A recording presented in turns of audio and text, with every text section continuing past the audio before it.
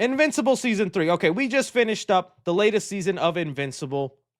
I've been really digging the show. Every new season, I always end the season going, it's time for me to buy that omnibus. It's time for me to start reading these on my own. And I hear there's a lot of great side stories that don't end up getting made to the full show. So that would be one reason to go in. And there's other things they do differently. But as far as how season 3 goes and the way the show is going, okay, I'll get my little complaints out of the way. I know it's annoying. I know people are like, really? That's what it's just honest.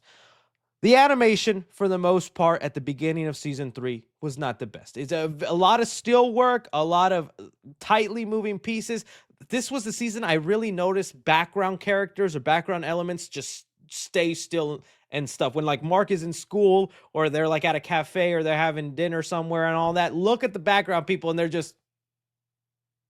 not moving. And, and I was like, dude, what happened? Because I didn't notice it all that much. And I was like a lot of people going, people are exaggerating. Animation's not that bad. You guys are babies.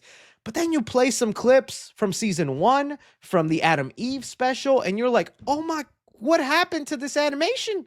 Where did all that go?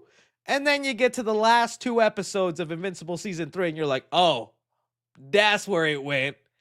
Because the last 2 episodes were kicking so much butt. A lot of great stuff. I love the build up to Conquest. I love the Invincible War episode. They did that really well, and that's saying something because a lot of multiverse stories have just not been nailing it. I thought they did the Invincible War stuff really good. When it comes to Oliver, I'm still 50-50 on Oliver, man. I'm trying not to get ahead. I know whatever complaints or things I talk about might be mute because it's like you can go and look up what happens to them. And I still don't know the fate of Oliver, whether he stays good, stays bad. But that was an interesting thing for Mark to have about not knowing whether to trust his little brother, whether he is a psychopath and killer. Because when he went after the Mahler twins and what Oliver did to the Mahler twins, I was like, oh, we got little Freddy Krueger on our hands, man. I don't know if I can trust this, but then they do other things to show his sweeter side. But I don't know. There's still times, Oliver, I'm like, I don't know if I like you, kid. You kind of scare me. You kind of frighten me. This is also finally the season where they go into Adam Eve and Mark's relationship. I thought they've been handling that well. They got over a lot of tropes that happen in the superhero stories where it happened in earlier seasons with Mark's last girlfriend, where superhero needs to do superhero things, save the world, but girlfriend's mad you don't spend time with me. You didn't make it to my birthday party. How could you save those people? It's the kind of those annoying things where it's like, you had to save the world, girl. You can have your birthday party tomorrow. And I don't want to be too insensitive, man. I guess I'd be kind of lonely too if my lady was always out and I'm like, but tonight's Fortnite night.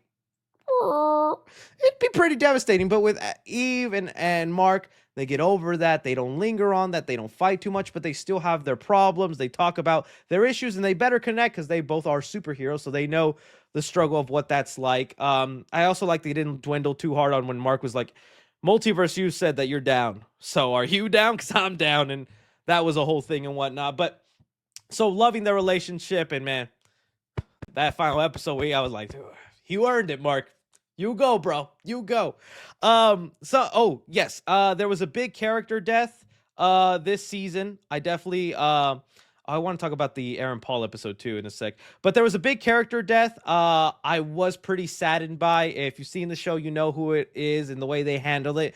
I thought that was also done well. The way it led up to that character. You could also see it coming too, because they do that thing of finally making them a likable or a good person, or they're changing their life around. They're finally being who they need to be. And that's when it's time to get rid of you. But the sequence about how this character died and how they went out, so badass, so cool. It was pretty sad to see like that. The Aaron Paul episode, I gotta admit, was a little funny to me. Mainly because I could not stop laughing at how much I just kept thinking about Aaron Paul in the scene from Breaking Bad where he's like, he can't keep getting away with it. Every line this character had that same inflection and tone. Invincible! You killed them! You're gonna suffer.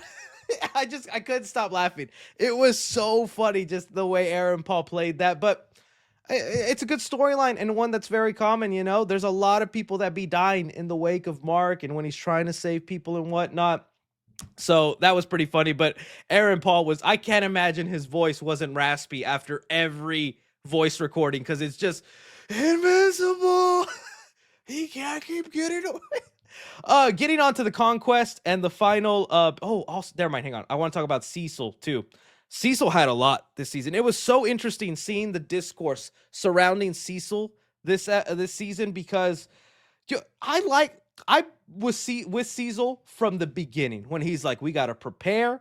I can't always trust you."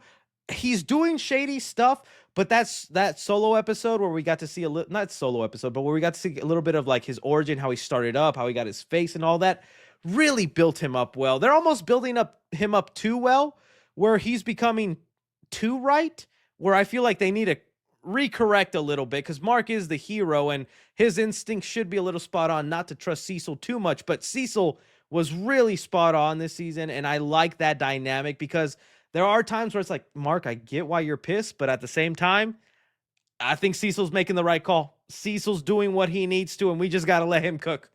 But I do think next season we should see Cecil maybe teeter-tottering with that power and putting Mark back in a position where it's like, see, so I can't trust this guy. I don't know. It'd be interesting if they keep him right every time, right? But I really like that. And the Conquest episode. Okay, let's talk about that. Biggest complaints people have had with Conquest was the voice. Stand ready for my arrival, worm. See what I did there? Perfect Conquest. What we got? Stand ready for my arrival, worm.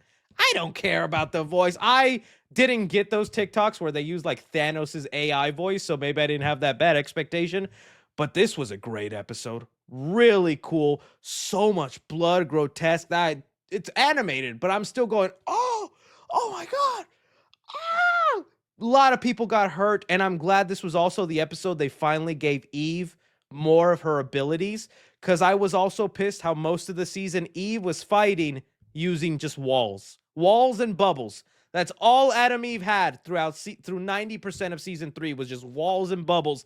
I'm like, in her solo episode, she had like parachutes, she had like spike balls, she had all these creative. It's almost like Green Lantern powers where you conjure up everything. And all season, it's like, here's a wall, here's a bubble, here's a wall with 2 sides. And I'm like, Eve, you can do more. And she goes Power Ranger mode, throws them spiky balls, had a lot of cool stuff.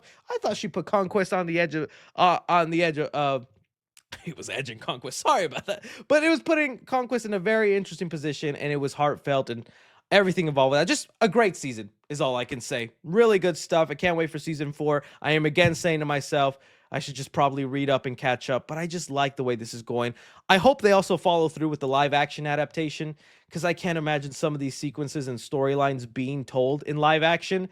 That's just going to be interesting. And Seth Rogen, who I believe is a part of the Invincible animated show, is also looking to be part of the live action. So I hope we get that done. So, yeah, good stuff.